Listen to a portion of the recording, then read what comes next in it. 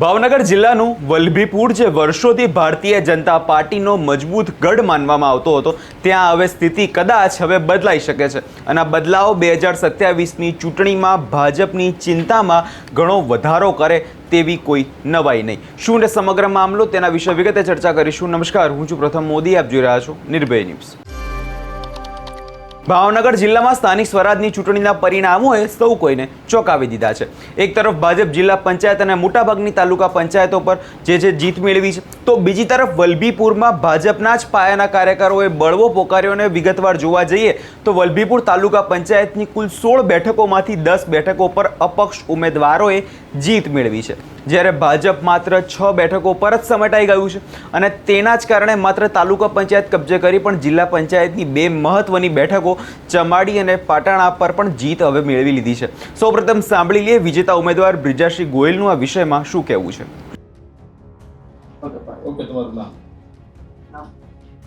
મારું નામ ગોહિલ બ્રિજરાજસિંહ ગંભીરસિંહ.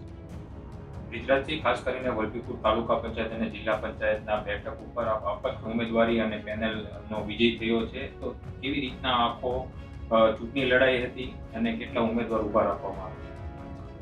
અમે ટોટલ તાલુકા પંચાયતમાં અમારા ટોટલ 13 ઉમેદવાર ચૂંટણી લડતા હતા અને જિલ્લા પંચાયતમાં હું અને મારા ધર્મપત્ની પાટણા જે સીટ છે જિલ્લા પંચાયત, ત્યાંથી ઉમેદવારી મેં પોતે કરી હતી. અને ચમાડીવાડી જે જિલ્લા પંચાયત છે ત્યાંથી મારા ધર્મપત્ની પ્રિયંકાબા બ્રિજરાજસિંહ ગોહિલ એમને ઉમેદવારી કરી હતી. અને ટોટલ નીચે તાલુકા પંચાયતમાં 13, ચમાડીમાં 8 લડતા હતા મારા વાઈફની નીચે, અને પાટણામાં મારી નીચે 5 ઉમેદવાર ટોટલ 13 લડતા હતા.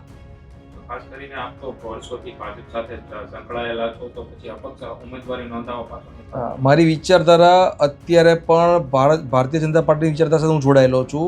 આ ચૂંટણી લડવામાં મુખ્ય કોઈનો જો સિંહ ફાળો હોય આ પગલું ભરવામાં, આ સ્ટેજ અમને લઈ જવામાં, એ અમારા સ્થાનિક ધારાસભ્ય છે આદરણીય શંભુનાથજી બાપુ, એ અને એમના પ્રતિનિધિ. ઘણો બધું ટૂંકમાં 1.5-2 વર્ષથી અમારા વિસ્તારમાં કાર્યકર્તાઓને નહીં કરવાની બધી વસ્તુ એ લોકો કરી છે, અને એનું આ પરિણામ છે. ભાજપ પાર્ટી દ્વારા અગાઉ તમને સસ્પેન્ડ પણ કરવામાં આવ્યા હતા અને એ સાથે પણ અન્ય કાર્યકરોને સસ્પેન્ડ કરવામાં આવ્યા હતા, તો હવે પછીનું સ્ટેન્ડ શું? ને હવે પછી અમે અમારા ઉમેદવારો છે નીચેના 10 ઉમેદવારો, એ બધા અમે ભેગા થશું અને આગળની રણનીતિ શું નક્કી કરવી એ બધા ભેગા થઈને અમે નક્કી કરશું બધા કે આગળ શું કરવું એમ. ખાસ કરીને તાલુકા પંચાયતમાં એવું કદાચ પ્રથમ વખત બન્યું છે કે અપક્ષનું શાસન છે, તો વલભીપુર તાલુકામાં ક્યારથી તમે તૈયારી શરૂ કરી હતી અને અત્યારે જે પરિણામો આવ્યા છે, તો આગામી સમયમાં કેવા કામ? નહીં, તૈયારી તો અમારે ચૂંટણી જે લડવાની વાત હતી ત્યારે ચૂંટણીની ટિકિટ જ્યારે ટૂંકમાં પક્ષની ટિકિટ જ્યારે માગી, ટિકિટ તો અમે ભાજપમાંથી જ માગી હતી મેં. પછી પાર્ટીએ નક્કી કર્યું કે તમને ટિકિટ આ વખતે આપવાની છે નહીં, ધારાસભ્યની સ્પષ્ટ ના છે. ધારાસભ્યએ ઉપર એવી રજૂઆત કરી હતી કે આ ટિકિટ કોઈ હિસાબે તમારે આપવાની નથી. પછી અમારા પાર્ટીના જે તે હોદ્દેદારો હતા એમને બધાએ મને સમજાવીને કીધું ભાઈ ટિકિટ તમને નહીં મળે, નીચે તાલુકાની 4 ટિકિટ તમને આપવાની છે, તમે જેને કહેવાનું ચૂંટણી લડાવશો. તો પછી એમાં એ લોકોએ કન્ડિશન એવી મૂકી કે 4 ટિકિટ જે લડાવવાવાળો જે વિષય છે, અલગ અલગ સીટ ઉપર 4 ઉમેદવાર લડાવવાના.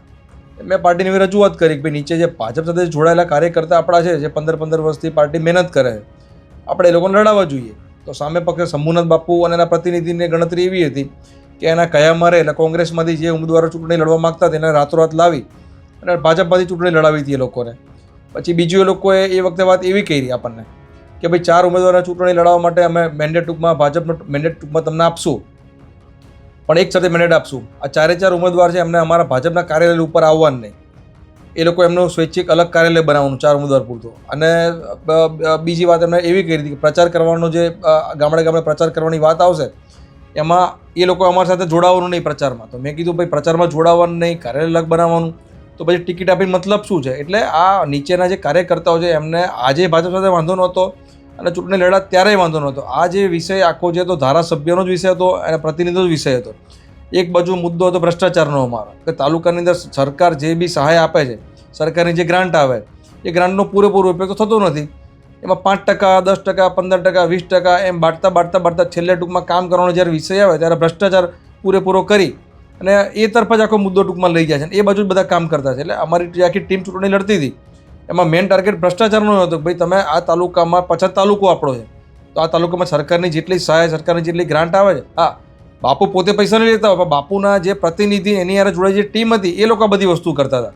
એટલે અમારા ચૂંટણી અંદર એક એ મુદ્દો હતો કે ભ્રષ્ટાચાર વિના ટૂંકમાં શાસન થાય અને હાલ તો એક ચક્ર શાસનથી આ લોકોનું તાલુકામાં જે વધી ગયું હતું, હું જેમ કહું એમ જ બધું થાય, એની સામેની અમારી લડાઈ હતી. ભાજપ સામેની અમારી આ કોઈ લડાઈ હતી નહીં.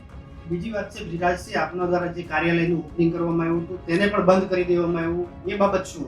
એ કાર્યાલયના ઓપનિંગમાં મૂળ વિષય એવો હતો કે સેવાઈ સંગઠનના નામથી નમો જન સેવા કેન્દ્ર, આદરણીય પ્રધાનમંત્રી મોદી સાહેબ જે ટૂંકમાં આખા ભારતમાં નાના મોટા વિકાસના જે કામો હોય કે સરકારની જેટલી યોજના હોય મોદી સાહેબના નામથી જે ચાલતી હોય, અમે લોકોએ આખી ટીમે ભેગા થઈને એવું નક્કી કર્યું કે ભાઈ વલભીપુર તાલુકો આપણો પછાત તાલુકો છે, તો આપણા તાલુકાની અંદર આવું એક નાનું કાર્યાલય આપણે ખોલવું જોઈએ. તો વલભીપુર તાલુકાના જે મતદારો, છેવાડાના માનવી સુધી નાના માણસો જે રહેતા હોય એ લોકોને ટૂંકમાં આ કાર્યાલય ટૂંકમાં ખોલવાથી નાના મોટો સરકારની યોજનાનો લાભ મળે. તો આ કાર્યાલય અમે ખોલ્યું. એમાં સરકારની જેટલી યોજનાઓ છે એ દરેકે દરેક અમારી પાસે હાલમાં એનું લિસ્ટ પડેલું કે અમે કેટલા માણસો મદદરૂપ થયા છે. ઘણા બધા માણસો તો આ પત્રકારોનું કહેવા માંગુ એવા માણસો આવતો કે એની પાસે પોતાના ગામડેથી નીકળે ભાડાના પોતાના પૈસા ન હોય, જે હમણાં કાર્યાલય ઉપર આવતા બપોરે જમવા ટાઈમે પહોંચે અમે જમાડતા એને, અને સરકારની જેટલી યોજનાનું ફોર્મ ભરવાનું તો દરેકે દરેક ટૂંકમાં જે માણસો આવતા હોય એને ટૂંકમાં નિઃશુલ્ક 1 પણ રૂપિયો લીધા વગર સેવા કરતા. ભાઈ એમાં આ ધારાસભ્યને પ્રતિનિધિને નામ જાણે શું પેટમાં દુખાવો થયો હોય તો ઉપર રજૂઆત કરી અને નક્કી કરેલું કે અમારું કાર્યાલય જે છે નમો જન સેવા કેન્દ્ર ટૂંકમાં બંધ કરાવો. ટૂંકમાં સરવાળે આ લોકો, હું મારી ભાષામાં વાત કરું તો સરવાળે આ લોકો ભાજપને પૂરી કરવા માટે જ મહેનત કરતા હતા. એ લોકોએ ભાજપ ટૂંકમાં સંગઠન ક્યારે ભેગું થાય, આ બધા એકબીજાની સાથે બેસે અને ભાજપ મજબૂત થાય એવું ક્યારે પ્રયત્ન કર્યા નથી. એ લોકોએ હંમેશા ભાજપના કાર્યકર્તાઓને દબાવવાના અને તોડવાના જ પ્રયત્ન હંમેશા કર્યા છે લોકોએ. જી, તમે જે રીતે ચૂંટણી પક્ષ લડીને બધા જીત્યા છો, શું આગામી સમયમાં તમારી પાસે જે કામોની જે યાદી છે, લિસ્ટ છે, એ પક્ષમાં પ્રમુખ સહિતને કઈ રીતે બનાવવામાં આવશે અને આગળ તૈયારી કરવી? અમે આ ચૂંટણી લડ્યા પછી હજુ તો અમે સાંજે બધા ભેગા થવાના છીએ. આજે સાંજે બધા ભેગા થશું, આગળ રણનીતિ નક્કી કરશું. અમે અમારો પ્રમુખ કોને બેસાડો એના માટે અમે બેસશું. તાલુકાના નાના મોટા જે વિકાસના જે પ્રશ્ન છે કે તાલુકામાં નાના મોટા કયા કયા વિકાસ, હાલ અમારો તાલુકો આમ તમે જોયો તો ખેતી પ્રધાન છે, ખેતી ઉપર વધારે ટૂંકમાં એમ ખેડૂતો વધારે. તો ખેડૂતોની જે સમસ્યા હશે અત્યારે મોટી સમસ્યા અમારે કેનાલની છે અત્યારે, તો કેનાલ માટે અમે ખેડૂતોને શું મદદ થઈ શકીએ એક એ મદદરૂપ થશું. અને વિકાસના જે નાના મોટા કામ હશે એ અમે અમારી ટીમ નિષ્ઠાપૂર્વક તાલુકામાં જે કામ કરવાના છે નિષ્ઠાપૂર્વક કરશું. અને બીજા નંબરની વાત કે ભ્રષ્ટાચારવાળો વિષય અમે જો મુદ્દો નીકળ્યા હોય તો અમે અમારી ટીમને સ્પષ્ટ સૂચના આપી છે કે ક્યાંય કોઈએ ભ્રષ્ટાચારવાળા વિષયમાં 5 રૂપિયાવાળા વિષયમાં ક્યારે પડવાનું નહીં. સરકારની જેટલી યોજના, સરકારની જે ગ્રાન્ટ આવતી હોય એનો પૂરેપૂરો ઉપયોગ આપણા તાલુકાના જે છેવાડાનું છેલ્લું જે ગામ હોય એ ગામ સુધી પૈસા પહોંચે, ટૂંકમાં સરકારની જેટલી ગ્રાન્ટ આવતી એનો ઉપયોગ થાય, એના માટે અમે પૂરેપૂરા પ્રયત્ન કરશું. જી, હવે સમજવા જઈએ તો વર્તમાન ધારાસભ્ય શંભુનાથજી ટુંડિયા અને તેમના પ્રતિનિધિઓ સામે કાર્યકરોમાં લાંબા સમયથી ઘણો રોષ જોવા મળતો હતો. ટિકિટ ફાળવણી થઈ અન્યાયની પ્રક્રિયા અને ધારાસભ્યના જૂથ દ્વારા કરવામાં આવતો ભ્રષ્ટાચાર હવે ત્યાં ચર્ચાનો વિષય બની ગયો છે. પૂર્વ જિલ્લા પ્રમુખ મુકેશભાઈ લંગાણિયા અને બ્રિજરાજસિંહ ગોહિલની આગેવાનીમાં મળેલી આ સરપંચોની સભાએ આ વિરોધને ધાર આપી અને આ સભામાં જે રીતે ખુલ્લેઆમ ધારાસભ્યો સામે આક્ષેપો થયા તેના પર જે ચિત્ર હતું તે સ્પષ્ટ થયું અને ભાજપ માટે આ વખતે વલભીપુરનો રસ્તો જે છે સરળ ના રહ્યો. ભાજપને સ્થાનિક સ્તરે નેતૃત્વ અને પાયાના કાર્યકરોની અવગણના પક્ષને હવે ઘણી ભારી પડી શકે છે, કેમ કે ગુજરાત વિધાનસભાની ચૂંટણીઓ યોજાવાની છે. તેમાં શંભુનાથજી ટુંડિયા સામે વધતી નારાજગી જો ભાજપના હાઈકમાન્ડ સમયસર નહીં ઉકેલે તો આગામી સમયમાં ભાવનગરની અન્ય બેઠકો પર પણ આની અસર જે છે વધુ જોવા મળી શકે છે. હાલમાં તો વલભીપુર તાલુકા પંચાયત પર અપક્ષોનો દબદબો છે અને ભાજપના નેતાઓ માટે આ ડેમેજ કંટ્રોલ કરવું કદાચ અત્યારે તો અશક્ય જ લાગી રહ્યું છે. હવે જોવાનું એ રહેશે આગળના સમયમાં થાય છે શું. આ વિષયની અંદર તમારો શું અભિપ્રાય છે અમને કમેન્ટ કરી ચોક્કસથી જણાવજો અને અમારી ચેનલ નિર્ભય ન્યૂઝને લાઇક, શેર અને સબસ્ક્રાઇબ કરવાનું ભૂલશો નહીં.